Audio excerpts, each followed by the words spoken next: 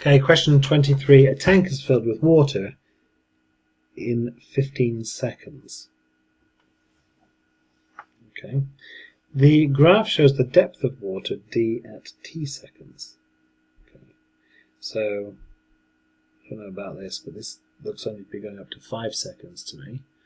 But I guess this might continue over here for up to 15 seconds.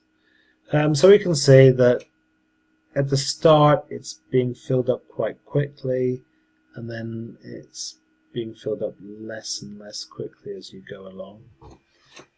So if it's being filled up, if the depth is increasing rapidly at first and then more slowly, what would the shape of the container look like? So the water flows into the container at a constant rate. Which of the diagrams represents the container? Circle the container.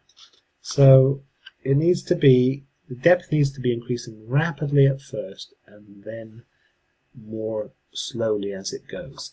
And it could be this one, or it could equally be this one. I do not think this is a well-designed question for many reasons. Firstly, it could be either of those things, and I don't think you would get that in a proper AQA exam.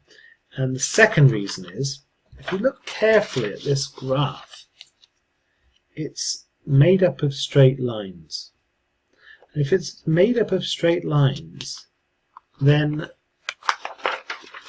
this would have to be, you know, a bit jerky, really. And it's not. It's smooth. It's a smooth. So these would generate smooth curves. So I'm not exactly happy with the question, but the depth would increase quickly at first and then more slowly afterwards for either of these questions, for either of these containers. For this container, the depth would just increase at a solid rate, so you'd expect that to be just a straight line here, for this to be a straight line for that container, increasing steadily. And for this one, it would increase slowly at first and then more rapidly when it got towards the end. So it would be sort of more like that, starting off slowly and increasing. So either one of those. Use the graph to estimate the rate at which the depth is increasing at 2 seconds. Show your working. Okay, so we're going to estimate the rate at which the depth is increasing. So we need at 2 seconds to basically work out roughly what is the gradient at that point, because that will give me the rate at which the depth is increasing at that point.